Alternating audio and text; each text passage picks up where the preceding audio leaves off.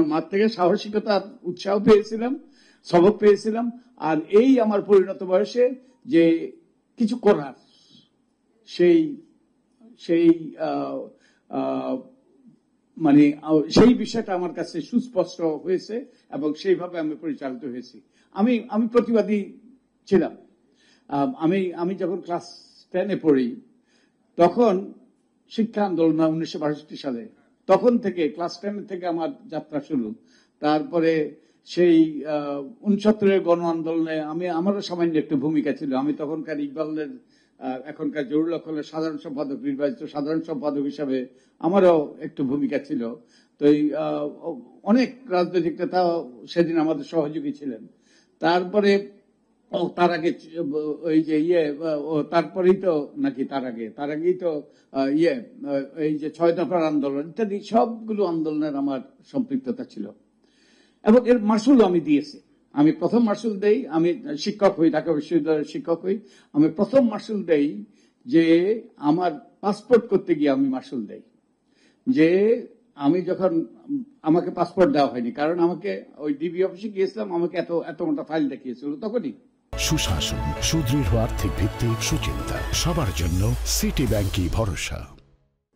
যে আমাকে তারপরে তখন আমাদের ভাইস চ্যান্সেলর ছিলেন জাস্টিস আবু সাইদ চৌধুরী, ওনার ইন্টারভেনশনে আমি পাসপোর্ট পাই, যে তখনও পাকিস্তান। এনিওয়ে, তো এরপরে পরবর্তীতে আরো বহুভাবে মাসুল দিতেছি।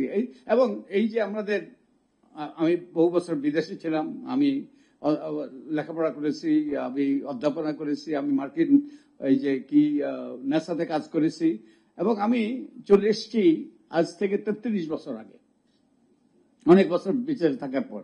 কারণ আমি মনে করেছি আমার একটা দায়িত্ব আছে, আমার একটা ভূমিকা আছে। আমি ফুল প্রফেসরশিপ বাদ দিয়ে আমি এখানে এসেছি এবং এই 33 বছর অনেকে বলতে পারেন ওই যে ভ্যারেন্ডা বেজেছি, এই 33 বছর আমি আমার সোচ্চার ভূমিকা পালন করেছি।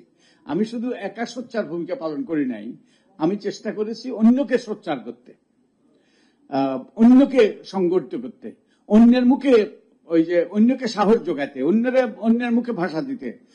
সুজন করেছি এবং এনজিও বলে গালি দেওয়া হয়, সুজন কোনো এনজিও নয়। সুজন একটা নাগরিক সংগঠন, এটা কোনো নিবন্ধিত দল নিবন্ধিত প্রতিষ্ঠান নয় এবং কোনো কারো থেকে আর্থিক সহায়তা নিয়ে এটা চলে না। এটা সম্পূর্ণ স্বেচ্ছাবতী সংগঠন এবং এই প্রচেষ্টায় এসছি। এবং এই যে গত 2টা সরকার তো দেখলাম, এই 2 সরকারের আমলেই বঞ্চনার শিকার হয়েছি, হুমকির শিকার হয়েছি। বিএনপির আমলে বলা হয়েছে আমি হলাম আওয়ামী লীগের আমল তো যা হয়েছে আপনারা দেখেছেন। এবং আমার ব্যক্তিগতভাবে বঞ্চিত হয়েছে, আমার পরিবার বঞ্চিত হয়েছে। আমার ছেলে MIT-তে লেখাপড়া করেছে, স্ট্যানফোর্ডে লেখাপড়া করেছে, কেমব্রিজে পিএইচডি, তারপরে মানে ব্যাপকভাবে ওই যে তার ব্যাকগ্রাউন্ড, ঢাকা বিশ্ববিদ্যালয় তাকে শিক্ষকতাতে বঞ্চিত করেছে। তারপরে তো আরো কথা, আমার বাড়ি আক্রান্ত হয়েছে, পুলিশের কাছে গিয়েছে, পুলিশ আমাদের মামলা নেয় নাই। তারপরে আরো বহু এই যে কত যে এই যে কাজ করার আমাদেরকে বিভিন্নভাবে হয়রানি করেছে।